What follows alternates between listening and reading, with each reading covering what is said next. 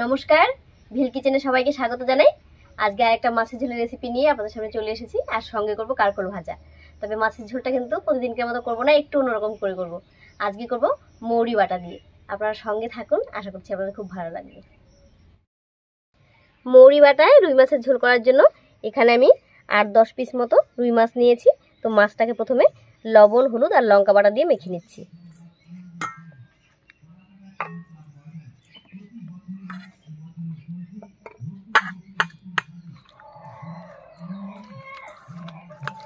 মাছটা মাখানোর আগে কিন্তু আমি একটু লবণ আর একটু লেবু রস দিয়ে ধুয়ে নিয়েছিলাম। আর এইভাবে করে ধুয়ে নিলে মাছের মধ্যে যে আষ্টে গন্ধ থাকে সেটা কিন্তু থাকে না, আর খেতেও ভালো লাগে।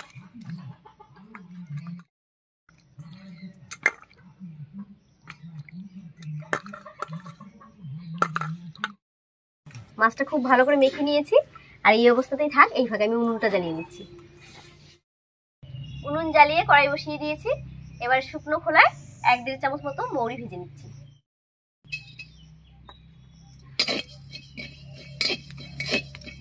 মৌরিটা ভাজা হয়ে গেলে একবার শিল নোড়ায় নামিয়ে নেব।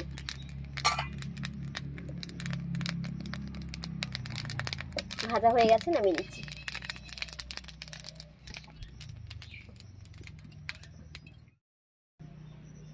এবার কড়াইয়ে সরষের তেল দিয়ে মাছগুলো ভেজে নেব।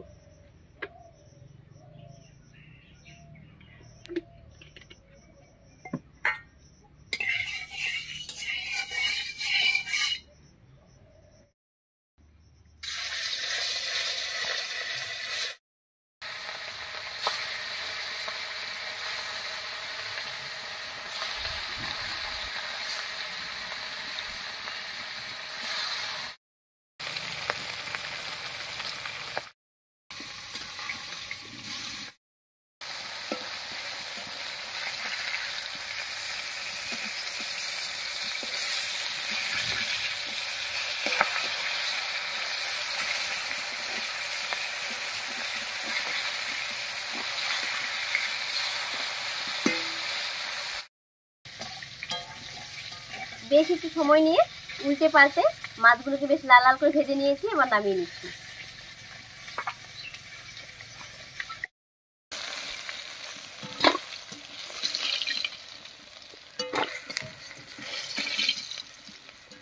একইভাবে সবগুলো মাছ ভেজে নেব।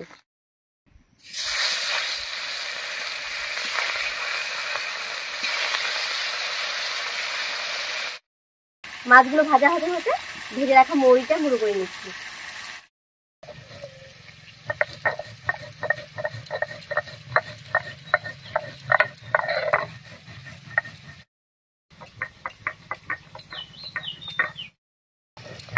মৌরিটা গুঁড়ো করা হয়ে গেছে, একবারে নামিয়ে নিচ্ছি।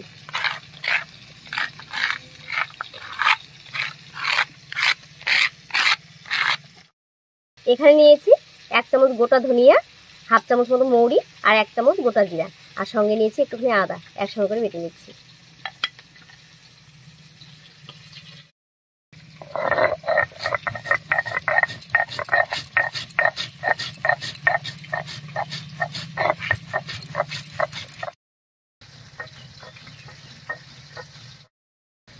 মশলাটাও বাটা হয়ে গেছে, আর ওইদিকে মাছ কটাও ভাজা হয়ে গেছে।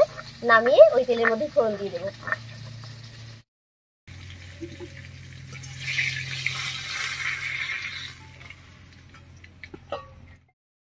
ফোড়নের জন্য কড়াইতে দিয়ে দিচ্ছি 1টা শুকনো লঙ্কা, 1/2 চামচ মতো মৌরি, আর দেবো 2টো তেজপাতা।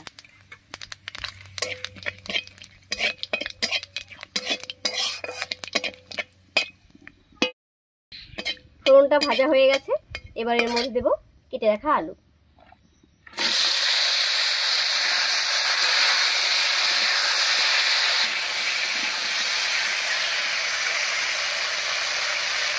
এর উপরে দেবো স্বাদ মতো লবণ আর হলুদ।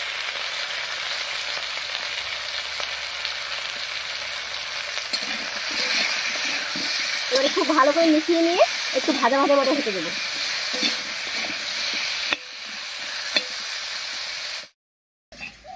6-7 মিনিট মতো আলুটা ভাজা ভাজা করে নিয়েছি। এবারে সব মশলাগুলো দেব।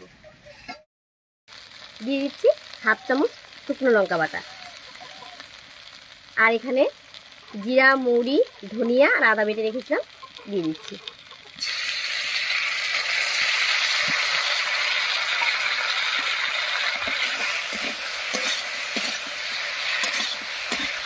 মশলাগুলো দিয়ে একটু মিশিয়ে নিয়েছি। এবারে মশলা বাটা জল দিয়ে ঢাকা দিয়ে খুব ভালো করে কষিয়ে নেব।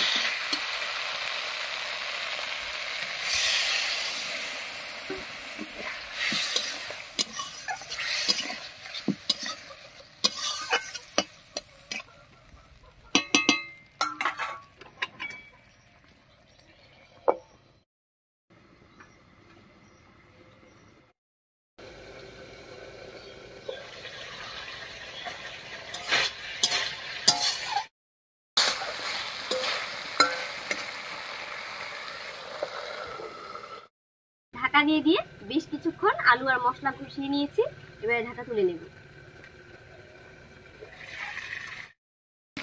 মশলা কষে একেবারে তেল ছেড়ে দিয়েছে। এবারে ঝোলের জন্য জল দেব।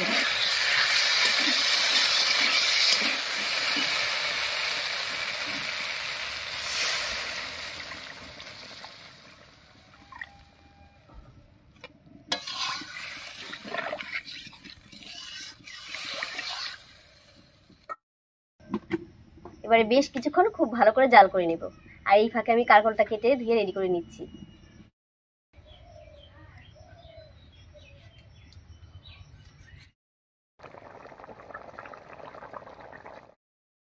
ঝোলটা বলক উঠে গেছে। এবার এর মধ্যে দেবো কয়েকটা চেরা কাঁচা লঙ্কা আর ভেজে রাখা মাছ। লঙ্কা আমি অল্প করে দিলাম, কারণ এই লঙ্কাগুলো খুব ঝাল।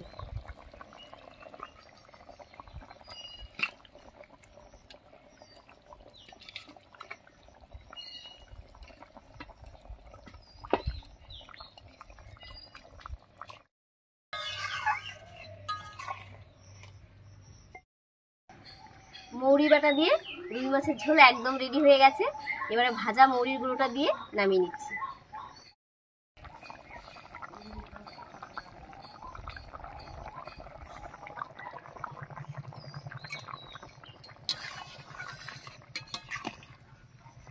আর দেখুন আলুগুলো কত সুন্দর সেদ্ধ হয়ে গেছে।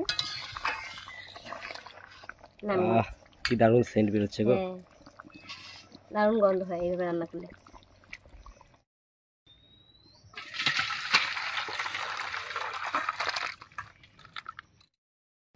মাছের ঝোলটা হয়ে গেল।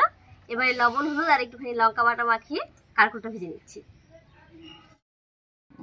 লবণ, হলুদ আর দিয়ে দিচ্ছি সামান্য একটুখানি লঙ্কা বাটা।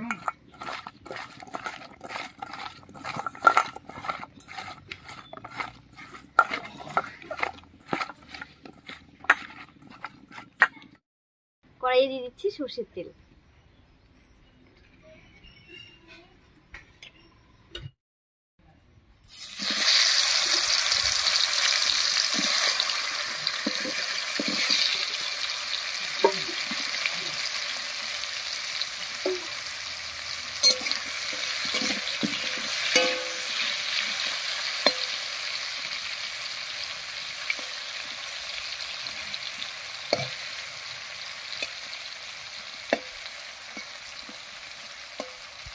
সবগুলো একটা একটা করে ছড়িয়ে দিলাম। এবারে ঢাকা দিয়ে ভাজা করে নেব।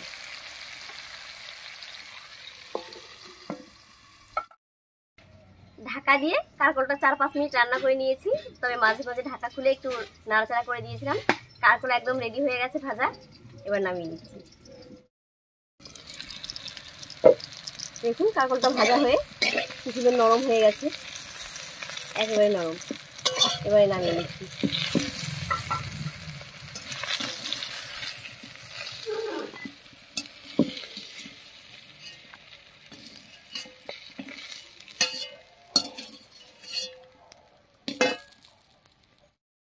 গরম গরম কারকল ভাজা আর সঙ্গে মৌরি বাটা দিয়ে রুই মাছের পাতলা ঝোল।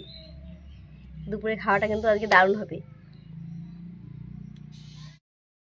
যাই হোক, আজকের রেসিপি আপনাদের কেমন লেগেছে অবশ্যই কমেন্টে জানাবেন। যদি ভালো লাগে একটা লাইক করে দেবেন এবং চ্যানেলটিকে সাবস্ক্রাইব করে এইভাবে আমাদের পাশে থাকবেন। আজ এ পর্যন্তই, আবার কাল দেখা হচ্ছে নতুন কোনো রেসিপি নিয়ে।